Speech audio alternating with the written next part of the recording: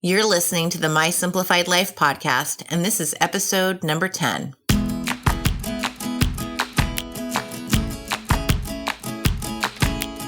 Welcome to the My Simplified Life podcast, a place where you will learn that your past and even your present don't define your future. Regardless of what stage of life you're in, I want you to feel inspired and encouraged to pursue your dreams, simplify your life, and start taking action today. I'm your host, Michelle Glogovac, and I'm excited to share my stories and life lessons with you while taking you on my own journey. This is My Simplified Life.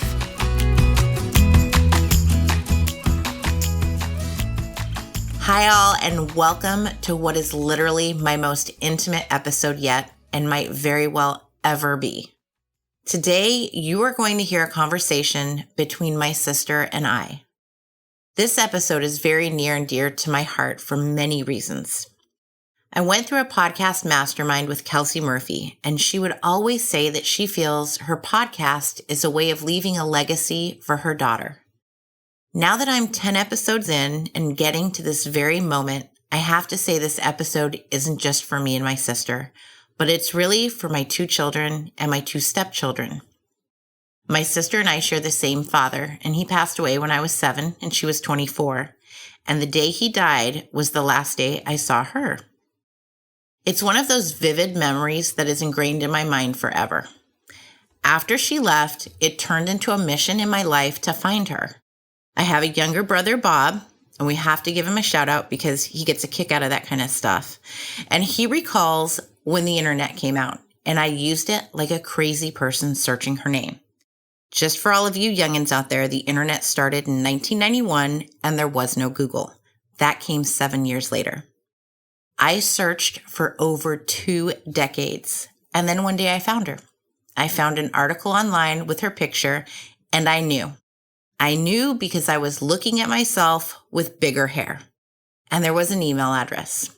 I showed my husband, who was my boyfriend at the time, and he saw the definite resemblance.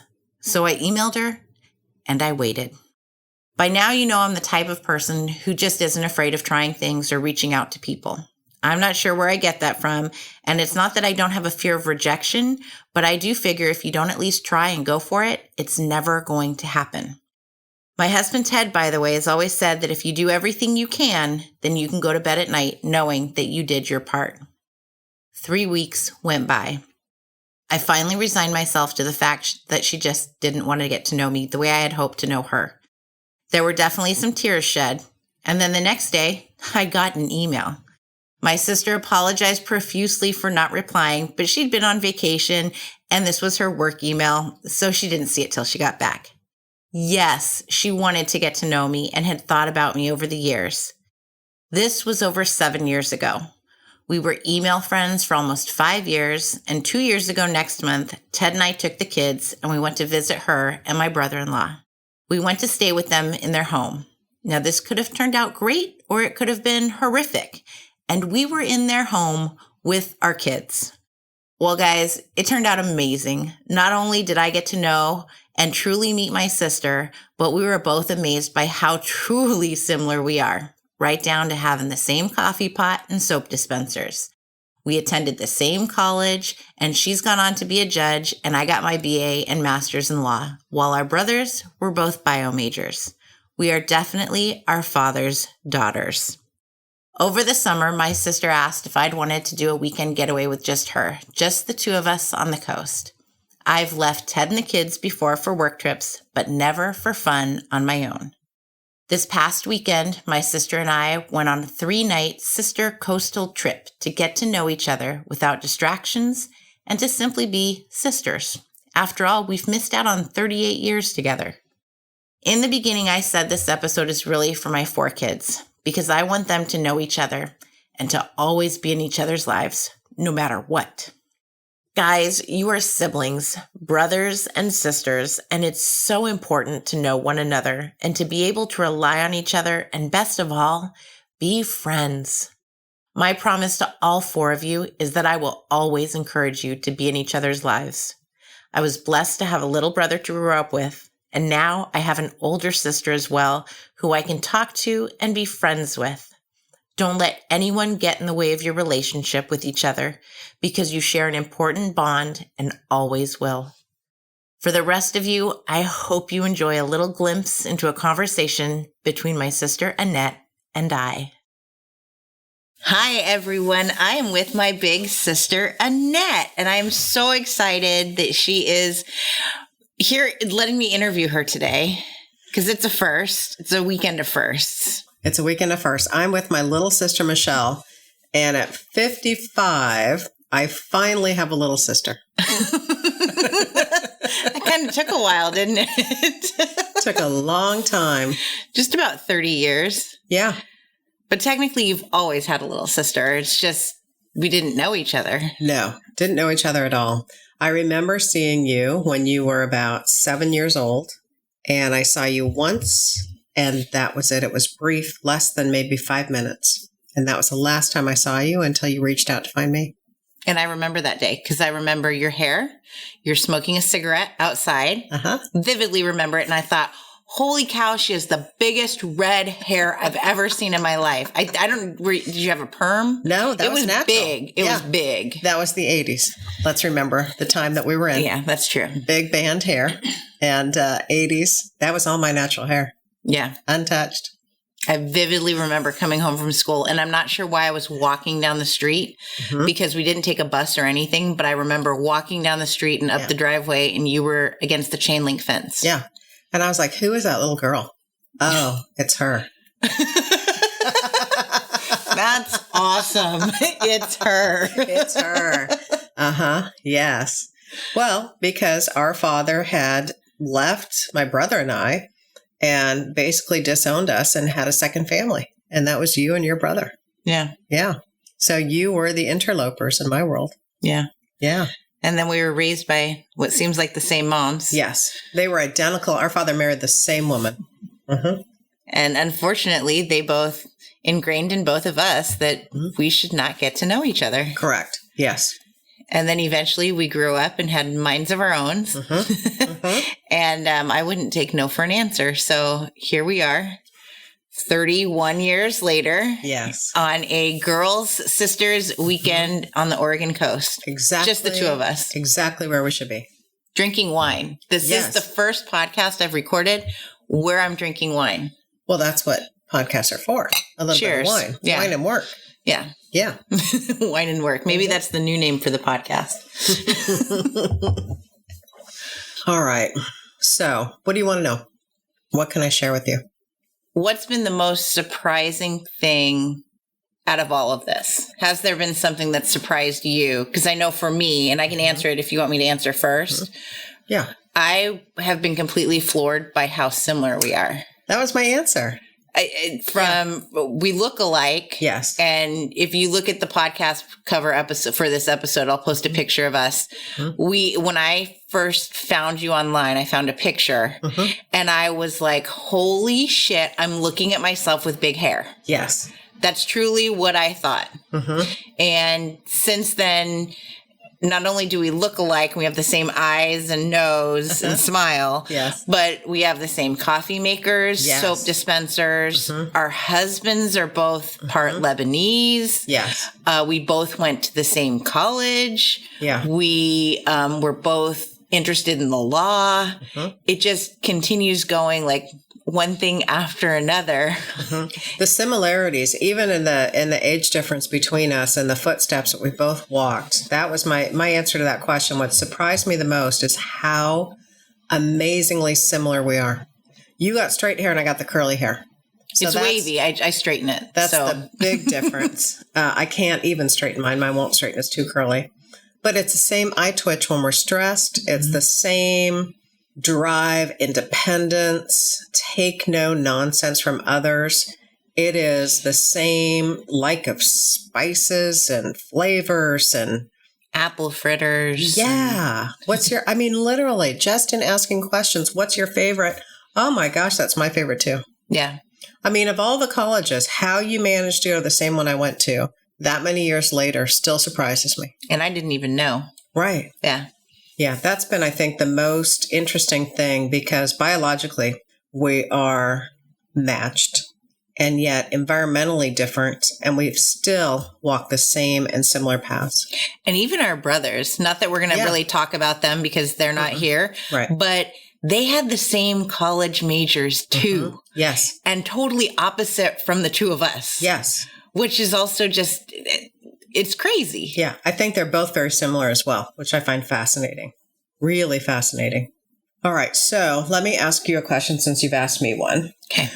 What qualities do you want in a sister, and what qualities do you value in a person? That's deep. Yeah. And just so everybody knows, this entire weekend, we've sat around talking and asking each other questions back and forth. And in true form, like this is something I would do, but Annette did it. She came prepared with pages of questions to ask. And we've just gone back and forth to the point where every time I talk to the kids, they're like, what are you watching on TV? We haven't turned the TV on. We haven't in days. So back to your question.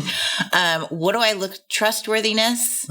Someone who's genuine, you know, and no matter what type of genuineness that is, whether I like it or not, but someone who's true to themselves, but someone who's caring.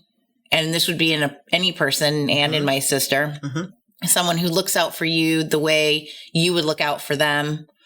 Honesty. I'm a big fan of just being candid, and I always have been, fault or not. And I think I've actually said this before, that in the corporate world, sometimes people would thank me for my candidness. Yes. Others would say, oh, you shouldn't have been so honest. But that's who I am. So I appreciate the honesty. Yeah, that's who I am. Yeah. Yeah. You'll get that from me.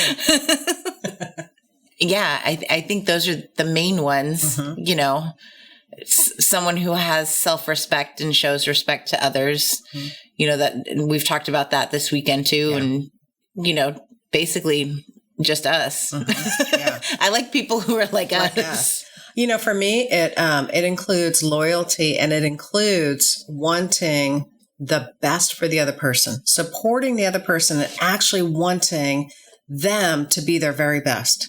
Yeah. Not being, and we've been a little competitive in terms of steps this weekend, our Fitbits, and trying to see who gets ahead. I'm going to let you win.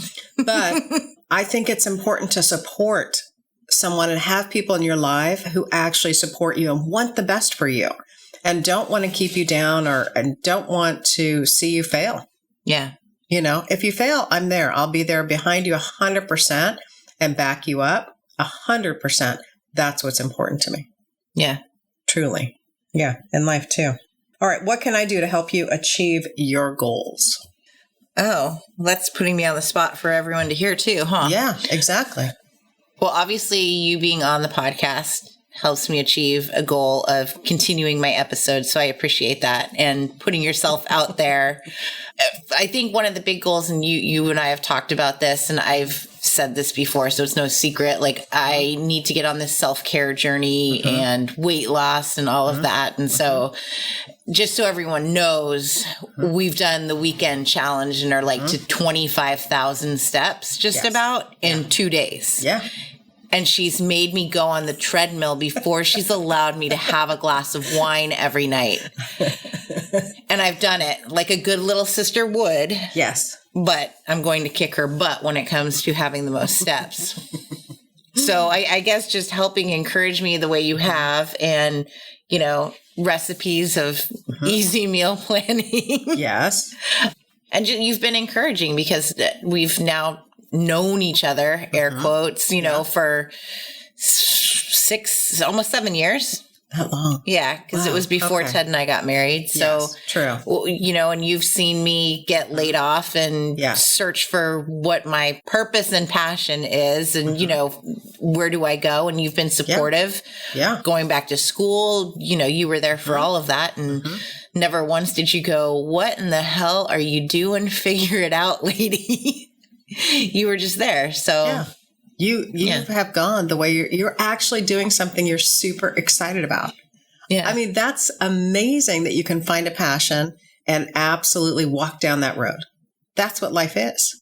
We spend too much time working. We spend too much time. I mean, if you look at how many hours in a day we spend actually working and how much time we spend in our careers, if you're not happy when your feet hit the floor in the morning about going to work or doing your job, don't do it. You've got to be happy. Yeah. Whatever it is.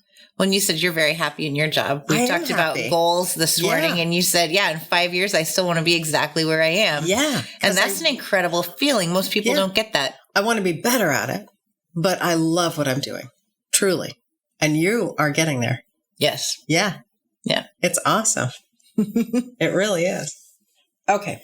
What type of person do you want to be? I think I want to be exactly who I am right now, but better. How so? Like we talked about how, we're pulled in different directions, whether it's being a spouse or, being a family member, being a friend, being a coworker. I'm okay in all of it. And I would just strive to do better in it. Yeah. So, I hopefully Ted would agree I'm a good wife, but, I'd love to make sure that we have more date nights and, we continue to stay connected the way we are. And the kids would say, yeah, we go to the park, but I want to make sure that we're fully there and I'm fully present. And that can be a struggle at times, especially when you work from home. And, some women get the opportunity to have the kids, be somewhere else when they work versus they're there. And my kids are always there. Right. So it is a constant mesh of the two and figuring out, where am I fully present? So I think I like who I am today. I think that it's been a journey to get here because I finally now at 38 am like, it doesn't matter what someone else says or tells me to do or wants me to do. I have my own mind and thoughts and I can do what I want. And, if in the end it turns out the way someone else said it would, then okay, great. But I got to figure it out on my own. So what kind of person do you want to be? I want to be confident and feel confident in myself. I want to be kind to others. I want to be independent and yet dependent on people who I love, my husband, you, close friends. I want to be a person who's able to practice self-care and be good in my career and be a good wife and a good friend and a good sister. And I think you're all those things already. So I'm working on it. Thank you. You're there. You're there. Okay. You have more. I know you have more for me. I don't. That's all I had. That was it? That was all the questions I had. Well, that wasn't too bad. Okay, good. That wasn't Especially too bad. since we started off with the same first question. Yes. Because we are similar, like we said. What questions did you have for me? That the very first one was, that was my big question. Then I kind of figured we'd go back and forth as sisters do. And now all of a sudden we have nothing to say. I'm sure we have plenty to say. I'm not really worried about that part. Nothing left to say. No. Okay, so the whole point of the podcast is that your past and your present don't define your future, that you're in charge of it. And I think that we together are one of the best examples that truly define that, because we were both told at very early ages, young ages, that we shouldn't have anything to do with each other. And it's really sad. And that's why I mentioned in the intro that, I want all four of my kids to always know each other, no matter what happens with anybody, the adults, the parents. It's really important for the siblings to know each other and to always be there for each other. So for both of us to have a past in which we were, raised as, no, it's not really not your sister, but it's just, this isn't a person that you're going to have anything to do with. And I started searching, at a very young age to find my sister. And finally, when I did in my late 20s, it was like 30, that I'd made the decision to reach out, and I was going to define my future. And whether or not she wanted to be a part of my future, I knew that I was laying the groundwork for, I'm going to do all that I can to ensure that I know I can go to bed at night saying, you know what, I did my best. I tried, I reached out, and that's it. Whether or not she wanted to be a part of my life, I knew that I made the steps forward to make it happen if it was going to happen. So I think that the whole message, is that you can do whatever you want, no matter what someone else has told you. And I think when it comes to family, it's so important because our family dynamics are just, you guys, they're kind of effed up. And I think that most family dynamics are. I mean, I'll just be honest. I've now heard from aunts and uncles that I didn't hear from in 30 years simply because we now have a relationship. And, it's unfortunate that this is how family and people operate these days, but we all have the opportunity to look past it and make our own decisions. And that's really why I think this is all so important, and then for you too, you defined your future by responding and being open to a relationship. Yeah. Like, was that surprising? Tell me about what happened the day that you got my email. I had always wondered about you growing up and what happened to you and your brother. And I was always told by my mother, it doesn't matter. You don't want to have anything to do with them. And in fact, when you reached out to me, I was floored because I had to think about it for a while. And I told my mother, and she said, oh, you don't want to answer. And I didn't listen to her. I defined my own future and said, I actually do want to respond to her. And this is actually kind of exciting. And I am happy to. And I answered your email, and you answered back immediately. That's because I was waiting 3 weeks for a response because she was on vacation. So yeah, I wasn't around to even get my email was the problem. But there was no question for me. I printed out all the emails in the beginning, just communicating and touching base. And I was so excited to know that you were there and excited to know about you. That was important to me. Yeah. And I couldn't believe you found me. You guys, I am like the Google freaking search queen. I can find anyone, and I did. She is proof. You can't find her anywhere, and I did. Mm-hmm. Yeah, that's pretty amazing. Truly amazing. It took like 30 years and the invention of the internet, and then Google came along, but it's possible. Anything's possible. And you have to be willing to take that risk and not listen to advice maybe your parents gave you. You have to figure out what's best for you. And you have to put yourself out there. Mm-hmm. That was a big struggle for me. Mm-hmm. I mean, I wasn't afraid to necessarily send you an email, but when I didn't get a response right away, I was devastated for a while, but my supporter Ted said, you did what you could. Yeah. And you can go to sleep knowing that you reached out. Mm-hmm. And you have to be okay with it. Yeah. Whatever her decision is, you're okay with it. Mm-hmm. You made the effort. Yeah. Yeah. And I think that's everything in life. Yeah. I was on vacation. Yeah. Well, I'm not sure who gave you permission to go on vacation and not check your work emails. I was out of the country. Oh. Again, I've done that too, and I had to check my work emails. No, I'm not technologically advanced. So no. You're learning. I'm learning. Yes. I just found out what a podcast is, so that's pretty good. Oh, and she's listening to them. It's ridiculous. Yes. Yeah, you got me hooked on podcasts. It's great. Yeah. So our overall arching theme, as it always is that you get the choice to make your life the way you want it. So whether it's your job, who you're dating, you marry, or getting in touch with your long lost family members, do it. Just go for it so you don't live a life of regret and wonder, because the opposite is living a life with someone that you love and who loves you, and getting to know someone who is a part of you, because that's truly what we are. Yeah. Yeah. And I love you, Michelle. I love you too. Okay, guys. Until next time, we're going to go have some more wine. So... Oh, you guys, I can't tell you how amazing it was to record this episode with my sister, and for us to be able to share it with you, not just our similarities, but also our beliefs and our hopes for ourselves and all of you. I truly hope this was proof that your past and your present don't define your future. You do. So until next time, my friends.